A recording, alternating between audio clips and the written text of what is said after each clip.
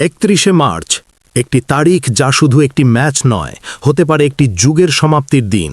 আর্জেন্টিনার ফুটবল ইতিহাসের সবচেয়ে উজ্জ্বল নক্ষত্র, কোটি ভক্তের হৃদয়ের রাজা লিওনেল মেসি নিজ দেশের মাটিতে হয়তো শেষবারের মতো জাতীয় দলের জার্সিতে মাঠে নামতে যাচ্ছেন।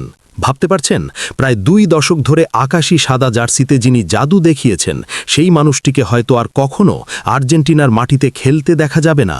2005 সালে আন্তর্জাতিক ক্যারিয়ার শুরু করার পর থেকে মেসি শুধু একজন খেলোয়াড় নন, তিনি হয়ে উঠেছেন একটি অনুভূতি, একটি ইতিহাস, একটি আবেগের নাম।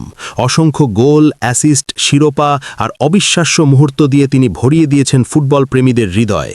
কিন্তু সময় তো থেমে থাকে না, এবং সেই সময়ই এখন ইঙ্গিত দিচ্ছে এক বিদায়ের। চলতি মাসের শেষ দিন অর্থাৎ 31শে মার্চ আর্জেন্টিনা জাতীয় দল একটি গুরুত্বপূর্ণ প্রস্তুতি ম্যাচে মাঠে নামবে। প্রতিপক্ষ গুয়াতেমালা।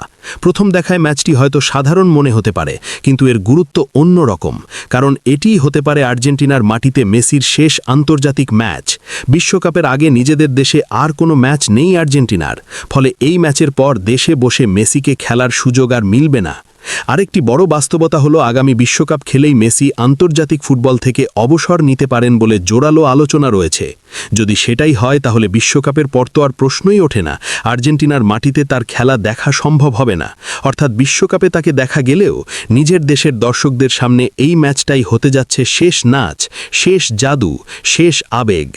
এদিকে আর্জেন্টিনা ফুটবল অ্যাসোসিয়েশন ইতোমধ্যেই আনুষ্ঠানিকভাবে এই ম্যাচের সূচি ও প্রতিপক্ষ ঘোষণা করেছে, তবে এখনও নির্ধারণ করা হয়নি ম্যাচটি ঠিক কোন স্টেডিয়ামে অনুষ্ঠিত হবে। বিভিন্ন সূত্র বলছে ম্যাচটি বুয়েনোস আইরেসেই হওয়ার সম্ভাবনা সবচেয়ে বেশি।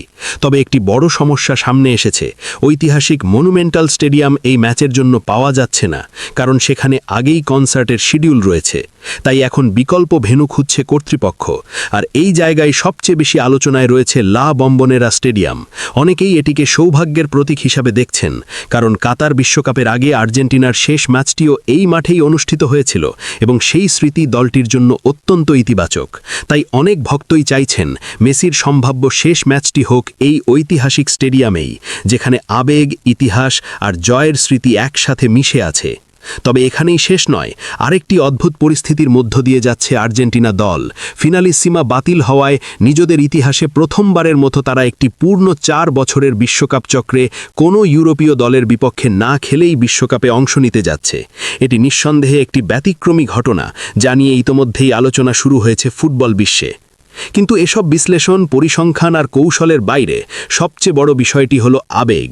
কোটি কোটি ভক্তের জন্য 31শে মার্চ শুধু একটি ম্যাচ নয়, এটি হতে যাচ্ছে একটি বিদায়ের সম্ভাব্য মঞ্চ। স্টেডিয়ামের গ্যালারি ভরে যাবে আবেগে, চোখে জল নিয়ে হয়তো অনেকেই শেষবারের মতো চিৎকার করে বলবে, মেসি, মেসি। যারা স্টেডিয়ামে থাকতে পারবেন না, তারাও টিভি কিংবা অনলাইনে চোখ রাখবেন, কারণ কেউই মিস করতে চাইবেন না এই ঐতিহাসিক মুহূর্ত।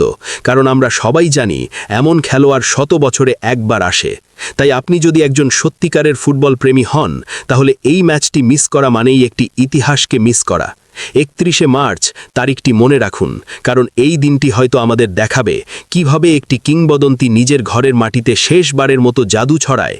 শেষ প্রশ্নটা আপনাদের জন্য, আপনি কি প্রস্তুত মেসির সেই সম্ভাব্য শেষ ম্যাচটি দেখার জন্য?